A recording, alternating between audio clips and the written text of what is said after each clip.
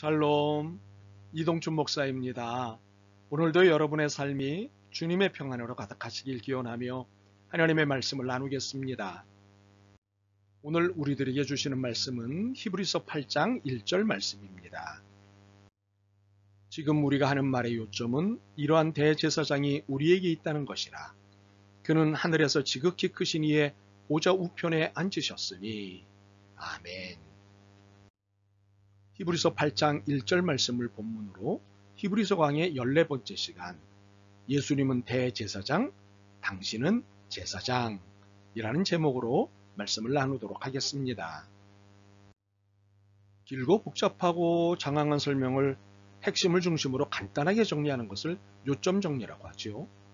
우리의 이해를 돕는데 참 좋은 방식이라고 봅니다. 그러나 요점 정리에는 한계가 있습니다. 단어와 문장에 오해할 가능성이 많다는 것입니다. 이 단어의 뜻과 이렇게 표현된 문장의 의미를 크게 놓칠 수 있습니다. 그래서 요점 정리는 전체 내용을 읽을 것을 전제로 하거나 전체 내용을 읽은 것을 전제로 한다면 유익한 것입니다. 히브리서 기자가 8장을 요점 정리로 시작하고 있습니다. 지금 우리가 하는 말의 요점은 이러한 대제사장이 우리에게 있다는 것이라. 세 번역으로 한 번 더 읽어볼까요? 지금 말한 것들의 요점은 이러합니다. 곧 우리에게는 이와 같은 대제사장이 한 분 계시다는 것입니다. 이것은 앞에 1장에서부터 7장의 모든 내용을 요점 정리한 것입니다. 무엇입니까? 우리에게는 이와 같은 대제사장이 한 분 계시다는 것입니다. 다시 말해서 1장에서부터 7장에 이르는 길고 긴 이야기의 포인트는 우리의 예수님은 대제사장이시다 였다는 것입니다. 이 포인트를 이해시키려고 그 긴 이야기를 내놓았다는 것입니다. 그래서 오늘은 제사장의 의미와 역할, 대제사장의 의미와 역할, 그리고 이것과 연관해서 예수님과 우리의 의미와 역할에 대해 살펴보도록 하겠습니다. 먼저 제사장의 의미와 역할에 대해 살펴보죠. 그런데 제사장은 고대 사회에 있던 직책이므로 현대인들에게는 매우 낯선 개념입니다. 그러나 우리에게도 아직 있는 무당이 고대 사회의 제사장 같은 역할을 했습니다. 신에게 사정을 호소하는 중재자, 중개자의 역할을 무당이 했고 제사장이 했습니다. 이스라엘을 위해 호출된 제사장도 이와 같은 역할을 했습니다. 그러나 이스라엘의 제사장은 무당과 같은 역할이기는 하지만 그 의미와 태도에는 차이가 있었습니다. 첫 번째로는 제사의 대상이 여호와 하나님이었습니다.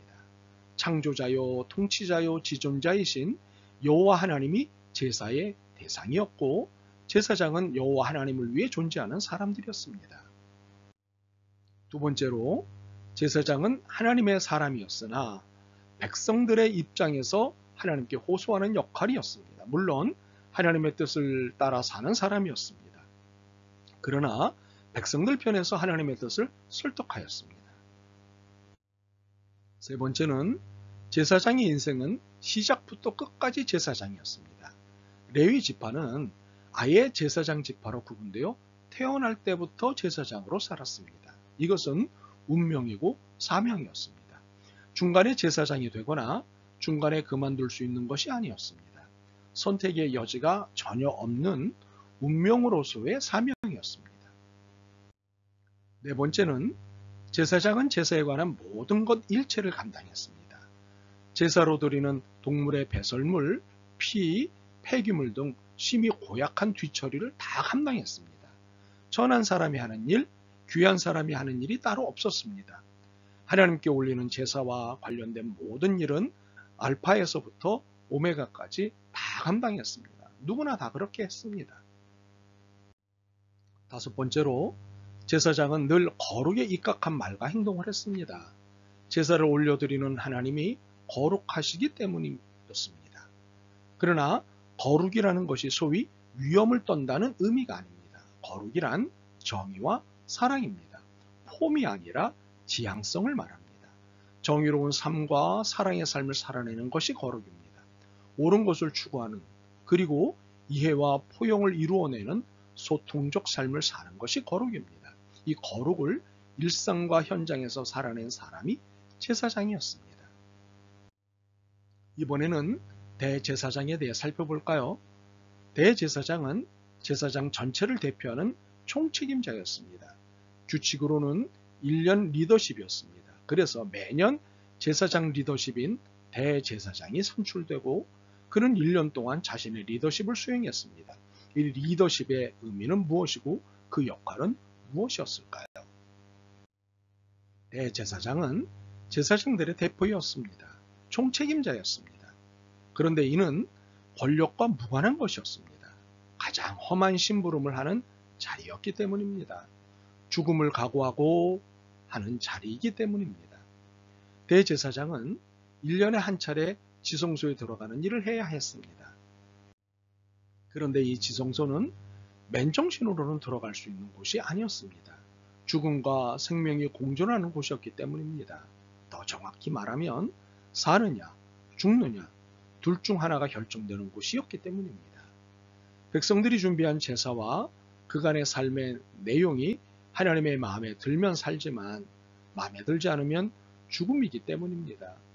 누가 살거나 죽느냐 하면 대표인 리더십, 대제사장이 살거나 대신 죽는 것이기 때문입니다.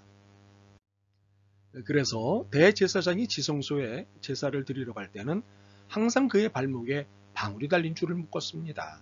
제사를 드리려면 계속해서 움직이기 때문에 방울 소리가 울리게 되었습니다. 만약 방울 소리가 한동안 들리지 않는다면 무언가 잘못된 것이기에 줄을 끌어당겨 이를 확인하고 죽은 것 같으면 줄을 통해 그를 끌어내야 했습니다.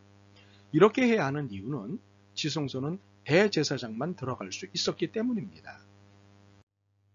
이처럼 지성소는 권력이자 심판의 장소였고 이곳을 들어갈 수 있는 기회를 1년에 한 차례 얻는 대제사장은 권력질은 언간생신, 죽진 않으면 다행이었습니다. 그는 겸손할 수밖에 없었습니다. 바로 이 역할을 자처하신 분이 예수님이십니다. 선택의 여지도 없었지만 기꺼이 이 일을 맡으셨습니다. 이는 우리를 사랑하시기 때문입니다. 그래서 한시적인 대제사장이 제한적인 능력으로 하나님을 만나는 것을 그만두게 하셨습니다. 그리고는 예수님께서 영원한 대제사장이 되심과 동시에 자신을 속죄제물로 드림으로 모든 죄와 죄의 권세들을 이기셨습니다. 기꺼이 한 번 죽으심으로 영원한 구원이 되셨습니다. 그러므로 예수님을 믿는 모든 사람들은 영원한 속죄, 영원한 구원을 얻게 되었습니다. 나도 여러분도 우리 모두 속죄와 구원을 얻었습니다. 그런데 놀라운 사실이 생겼습니다. 대제사장이신 예수님의 은혜를 힘입어 구원 얻은 모든 이들에게 제사장이라는 직분을 입히셨다는 사실입니다. 구원의 선물과 동시에 제사장으로 지명하셨다는 것이지요. 베드로전서 2장 9절은 이를 아주 분명히 설명하고 있습니다. 세 번역으로 읽어드리겠습니다. 여러분은 택하심을 받은 족속이요 왕과 같은 제사장들이요 거룩한 민족이요 하나님의 소유가 된 백성입니다. 그렇기 때문에 구원 얻은 우리는 제사장으로 사는 것입니다. 이를 종교교육자 마르틴 루터는 만인 제사장론으로 정리하였습니다. 만인 제사장론은 누구나 하나님을 자유롭게 만날 수 있는 은혜를 누림과 동시에 거룩하신 하나님 앞에 책임적인 삶을 살아야 하는 것을 정리한 신학입니다. 그리스도인의 자유와 책임의 신학입니다.